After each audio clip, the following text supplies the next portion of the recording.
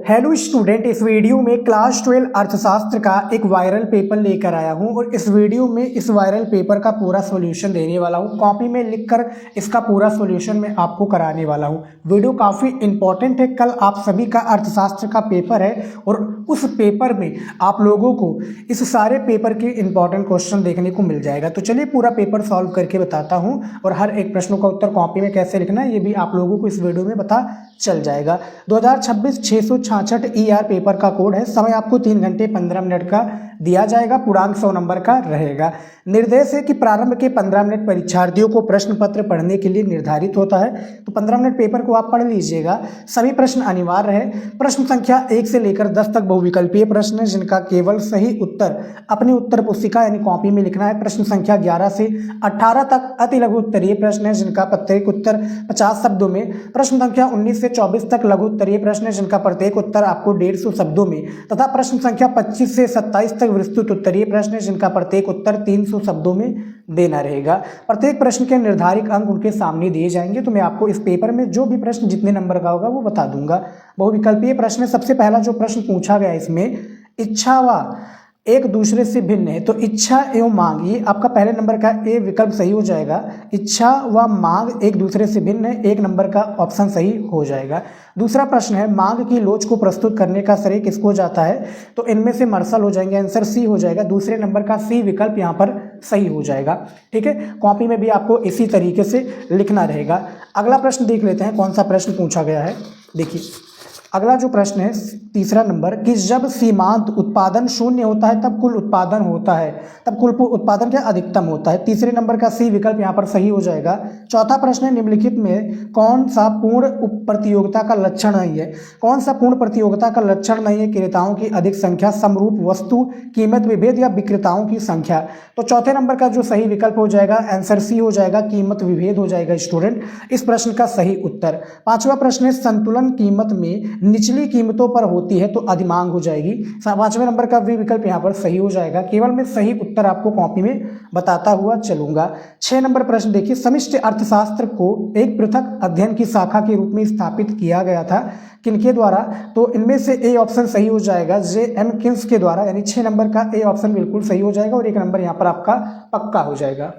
उसके बाद में देखिए 7वां नंबर प्रश्न है, विश्वव्यापी मंदी किस वर्ष प्रारंभ हुई थी। तो ये 1929 को प्रारंभ हुई थी। 7वें नंबर का ए विकल्प सही हो जाएगा।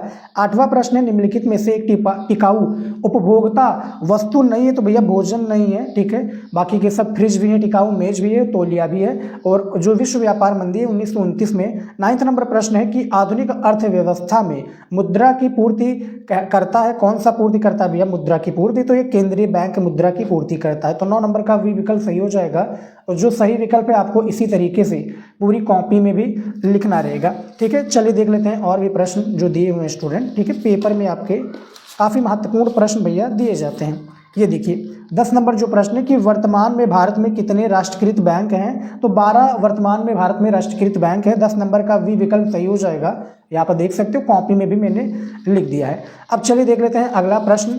यहाँ पर अति लघु उत्तरीय प्रश्न है और कॉपी को मैं इस साइड कर देता हूँ। ये देखिए, ठीक है। देखिए अति लघु उत्तरीय प्रश्न, टोटल 8 प्रश्न आपके अर्थशास्त्र में पूछे जाते हैं। हर एक प्रश्न का उत्तर देने पर आपको 3 नंबर एग्जामिनर देगा।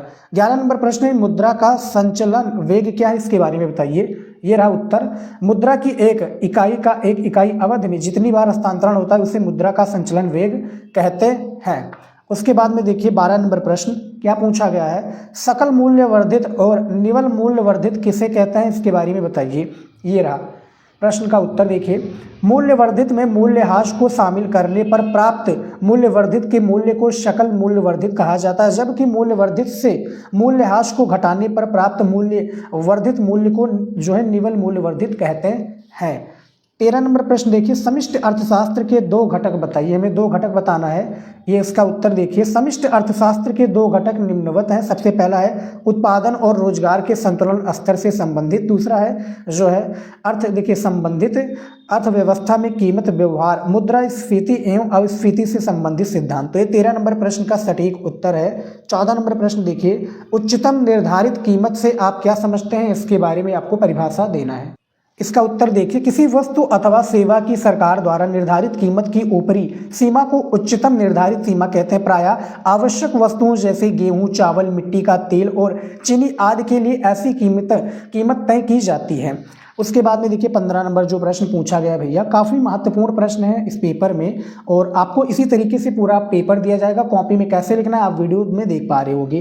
कीमत स्वीकारक क्रेता और कीमत स्वीकारक विक्रेता को परिभाषित कीजिए। 3 नंबर का ये भी काफ़ी महत्वपूर्ण प्रश्न है। ये देखिए, इसका उत्तर देखिए, कीमत स्वीकारक क्रेता, खरीदार सदैव न्यूनतम कीमत पर वस्तु खरीदना चाहता है, किंतु वो ये भी जानता है कि उसने बाजार कीमत से कम कीमत पर वस्तु की मांग की है तो उसे कोई भी फर्म उपलब्ध नहीं करा सकती। आप देखिए, उसे कोई भी फर्म उपलब्ध नहीं करा सकती। तो कीमत स्वीकारक क्रेता का यह है।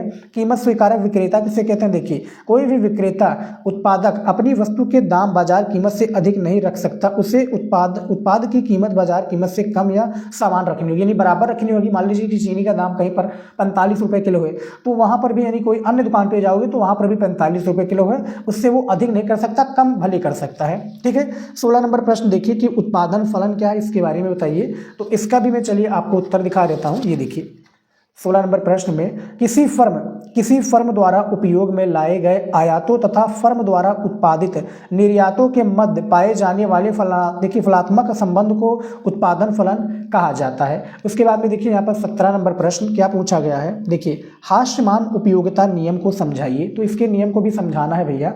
देखिए, हास्यमान उपयोगिता नियम को अनुसार जैसे जैसे अन्य वस्तुओं के उपयोग को स्थिर रखते हुए किसी वस्तु के उपयोग को बढ़ाया जाता है, वस्तु ही हर अगली इकाई के उपभोग से प्राप्त सीमांत उपयोगिता गिरती जाती है। उसके बाद में देख लेते हैं 18 नंबर प्रश्न और आखिरी प्रश्न है अति लघु उत्तरीय प्रश्न का कि अर्थशास्त्र में बाजार शब्द का प्रयोग किस अर्थ में किया जाता है, इसके बारे में बताइए। तो ये रहा प्रश्न का उत्तर। देखिए, अर्थशास्त्र के अनुसार बाजार एक ऐसी संस्था है जो अपने आर्थिक क्रियाकलापों का अनुसरण करने वाले व्यक्तियों को निर्बाध अंतःक्रिया प्रदान करती है। दूसरे शब्दों में बाजार व्यवस्थाओं का ऐसा समुच्चय है।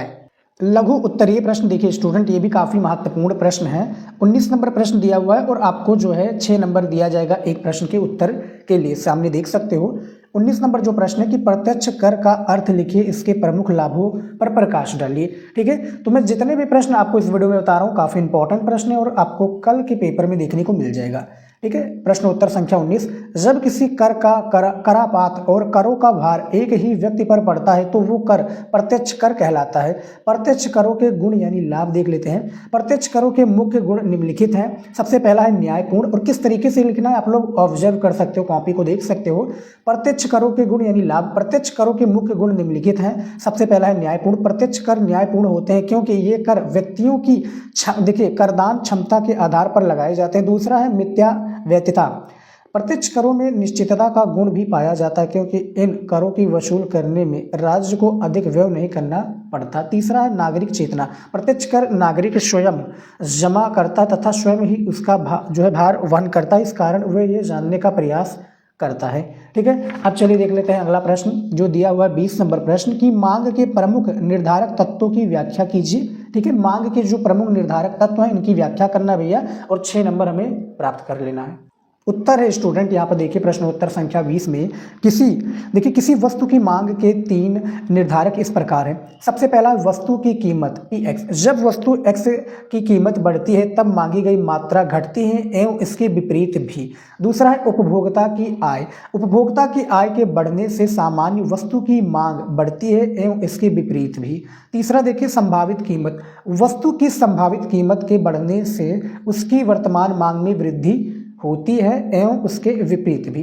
ठीक है। तो इसके बारे में मैंने आपको 3 हेडिंग के थ्रू बताया हुआ है। अब 21 नंबर प्रश्न देखिए पूछा क्या गया भैया, भुगतान संतुलन और व्यापार संतुलन में क्या अंतर है, दोनों में अंतर बताइए। प्रश्न को अच्छे से पहले पढ़ लीजिए, इसका उत्तर देख लेते हैं। देखिए सबसे पहला देखिए भुगतान संतुलन किसे कहते हैं। अदायगी संतुलन या भुगतान शेष संतुलन BOP किसी एक देश के निवासियों और शेष विश्व के बीच एक निश्चित समयावधि में खासकर 2 वर्ष में वस्तुओं, सेवाओं व परिसंपत्तियों के लेन देन का विवरण है। व्यापार संतुलन का जो है परिभाषा देखते हैं। देखिए किसी देश के निर्यात और आयात के मूल्य के बीच के अंतर को व्यापार संतुलन कहते हैं। व्यापार संतुलन किसी देश के भुगतान संतुलन का अहम हिस्सा होता है। 22 नंबर प्रश्न देखिए पूछा गया है कि उपभोक्ता प्रवृत्ति से आप क्या समझते हैं, एक उदाहरण और चित्र की सहायता से समझाइए। तो भैया मैंने चित्र भी बनाकर आप सभी के लेकर आया हूँ, पेपर में आपको ऐसे ही चित्र बनाना रहेगा। देखिए सबसे पहले जो हमें परिभाषा देना है उपभोक्ता प्रवृत्ति से। देखिए प्रत्येक उपभोक्ता अपनी निश्चित आय और वस्तुओं की दी हुई कीमतों को ध्यान में रखते हुए अधिकतम देखिए संतोष प्राप्त करना चाहता है। देखिए यहाँ पर मार्शल द्वारा प्रतिपादित उपयोगिता विश्लेषण में एक उपभोक्ता के अनुसार अपनी आय को विभिन्न वस्तुओं में, देखिए विभिन्न वस्तुओं में इस प्रकार व्यय करता है। देखिए चित्र के माध्यम से इसे समझें, ठीक है। इस तरीके से पूरा आय है, देख सकते हो। और आप लोग काले और नीले पेन से ही ये जो फिगर बना लीजिएगा, केवल आप काले पेन से भी बनाओगे तो काफ़ी रहेगा, ठीक है। तो इस तरीके से आपको ये फिगर बनाना रहेगा। 23 नंबर प्रश्न देखिए, पूर्ण प्रतियोगिता की विशेषताओं का वर्णन कीजिए। जो पूर्ण प्रतियोगिता है इनकी जो विशेषताएं, इनका हमें वर्णन करना है, जिसके लिए बेटा हमें 6 नंबर जो है दिया जाएगा। देखिए प्रश्नोत्तर संख्या 23 नंबर आप हेडिंग डालिएगा और हेडिंग के थ्रू इस तरीके से आपको लिखना रहेगा, ठीक है। पहला प्रश्न है, इसे पहला पॉइंट है, प्रश्न नहीं माफ़ी चाहूँगा, पहला पॉइंट है क्रेताओं और विक्रेताओं की बड़ी संख्या। पूर्ण प्रतिस्पर्धी में एक ही वस्तु के क्रेताओं तथा विक्रेताओं की संख्या बहुत अधिक होती है। दूसरा है समरूप वस्तु, किसी वस्तु की सभी इकाइयाँ जो विक्रेता बेचते हैं वे समरूप होती हैं। तीसरा यहाँ पर देखिए पूर्ण ज्ञान, क्रेताओं तथा विक्रेताओं को वस्तु की बाजार में प्रचलित कीमत का पूर्ण ज्ञान होता है, यानी जो बेचता है जो खरीदता है उसका पूरा ज्ञान होता है। चौथा है फर्मों का प्रवेश पाने तथा छोड़कर जाने की स्वतंत्रता, कोई फर्म किसी भी समय उद्योग में प्रवेश कर सकती है या उसे छोड़कर जा सकती है। पांचवा देखिए पूर्ण गतिशीलता, उत्पादन के साधन पूर्णतया गतिशील होते हैं। 6 नंबर पर देखिए विक्रय लागतों का अभाव, विक्रेताओं को विज्ञापन तथा प्रचार पर कोई खर्च नहीं करना पड़ता, क्योंकि भैया सभी को जरूरत होती है। और विज्ञापन और खर्च पर क्या, देखिए चीनी की सभी को जरूरत है, ठीक है, पानी की सभी की जरूरत है, ठीक है, दाल नून की सभी की, यानी दाल नमक और हल्दी मिर्चा इसकी सभी जरूरत। तो भैया इसमें ऐड क्या छपाना, हाँ मतलब जो ब्रांड होती है वो अपना अपना नया नया जो ऐड लेकर आती हैं वो छपवा सकती हैं, ठीक है। अब आ जाइए अगले प्रश्न पर। देखिए 24 नंबर जो प्रश्न दिया हुआ कि अनिधिमान वक्र को परिभाषित कीजिए। अनिधिमान वक्र मानचित्र से आप क्या समझते हैं इसके बारे में बताइए। 3 नंबर दिया जाएगा इसकी परिभाषा के लिए और 3 नंबर दिया जाएगा इस अधिमान वक्र के मानचित्र से, इसके भी परिभाषा के लिए आपको 3-3 नंबर दिए जाएंगे। देखिए स्टूडेंट 24 नंबर में अनिधिमान यानी उदासीनता वक्र दो वस्तुओं के ऐसे संयोगों को बताता है जिसमें उपभोक्ता को एक समान दृष्टि मिल जाती है। प्रो जे स्तंभ ने इसकी परिभाषा इस प्रकार की है। अनिधिमान यानी उदासीनता तटस्थता वक्र दो अक्षांशों एक्स वाई के बीच खींची जाने वाली वक्र रेखाएं हैं जो अलग अलग अक्षांश एक्सिस पर अलग अलग वस्तुएं दिखाई देती हैं। ये देख सकते हो आप लोग, ठीक है। इस तरीके से इसका फिगर है, आप लोगों को बनाना होगा, वीडियो को रोक कर भी आप अच्छे से जो है समझ सकते हो। और टोटल जो 6 प्रश्न था आपके अर्थशास्त्र इकोनॉमिक्स का लघु तरीका मैंने आपको बता दिया है, ठीक है। अब चलिए मैं आप लोगों को दिखा देता हूँ विस्तृत उत्तरीय प्रश्न जो आपके पेपर में पूछे जाते हैं।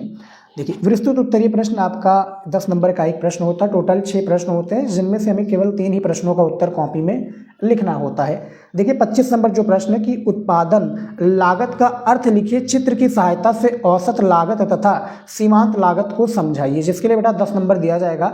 अथवा करके प्रश्न जो दिया हुआ कि देखिए किन्स के पूर्ण रोजगार सिद्धांत को विस्तार से समझाइए।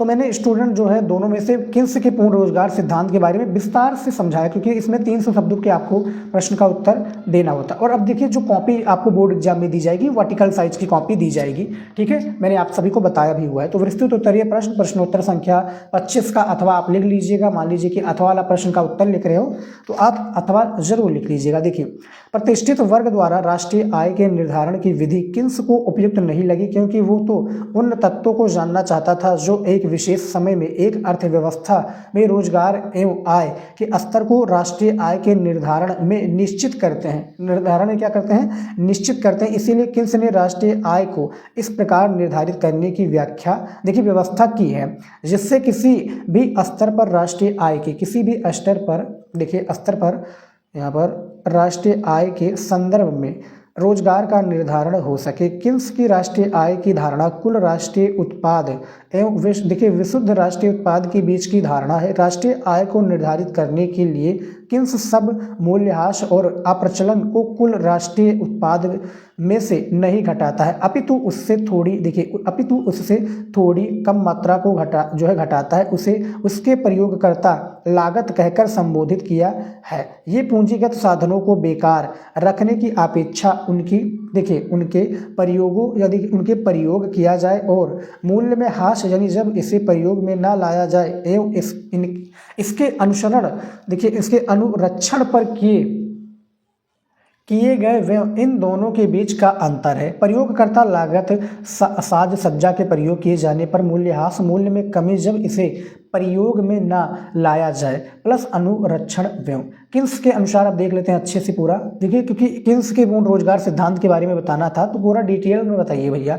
देखिए, किन्स के अनुसार यदि हम कुल राष्ट्रीय उत्पाद में से कुल प्रयोगकर्ता लागत को निकाल देते हैं तो राष्ट्रीय आय का निर्धारण हो जाएगा। उदाहरण के रूप में माना एक मशीन की कीमत वर्ष के प्रारंभ में 2000 है, जबकि इसे प्रयोग किया जाता है तथा इस प्रकार के कारण इसका मूल्य वर्ष के अंत में 1600 रह जाता है, अर्थात 400 मूल्य का ह्रास हो जाता है। यदि इस मशीन का प्रयोग ना किया जाता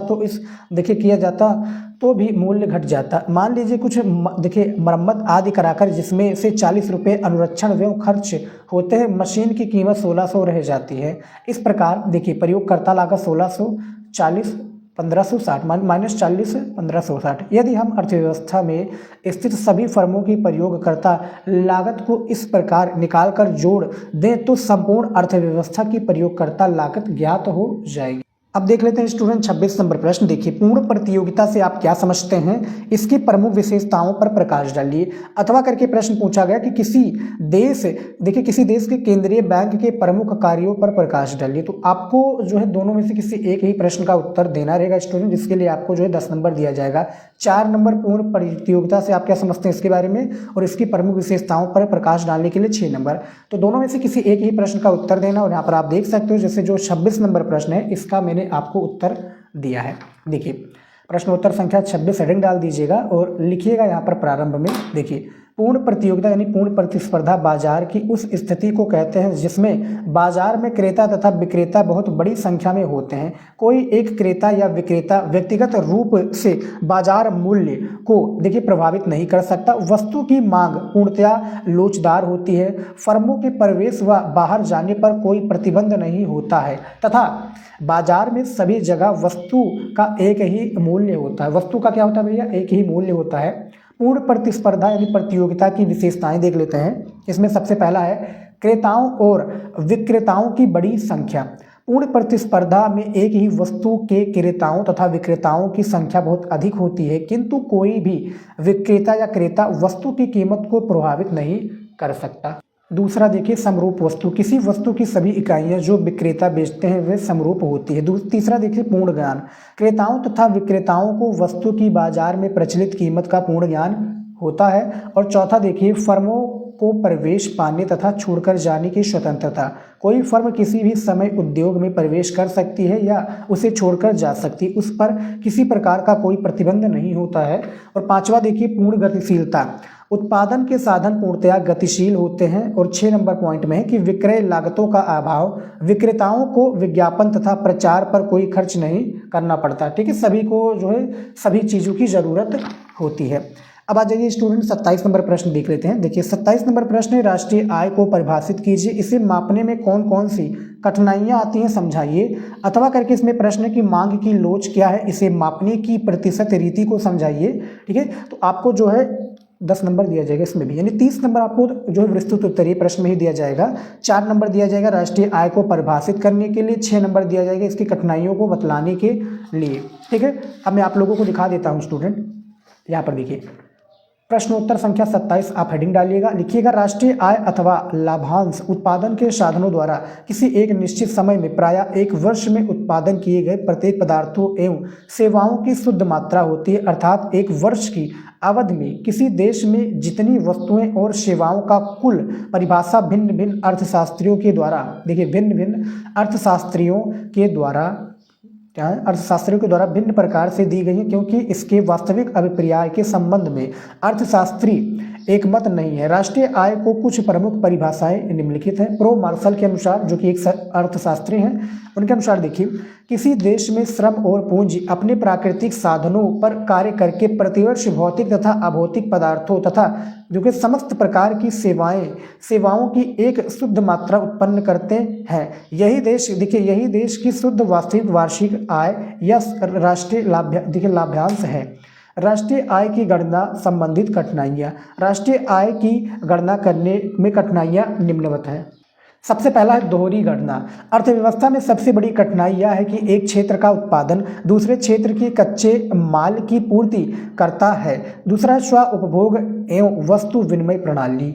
भारत जैसे देश में राष्ट्रीय उत्पादन का अनुमान ठीक से नहीं लगाया जा सकता।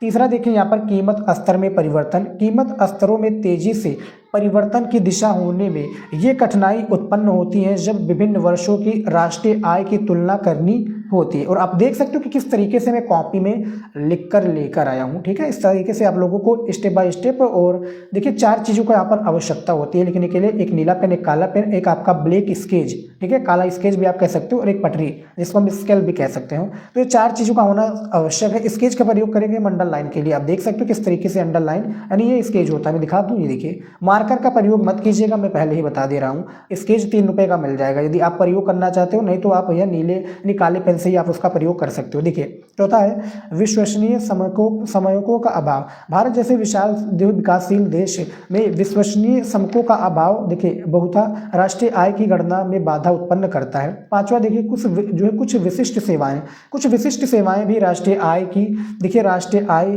की सही माप में कठिनाइयां उत्पन्न करती है, जैसे एक नर्स की अस्पताल में सेवा और वही सेवा घर पर, ठीक है। तो यानी इस तरीके से है भैया।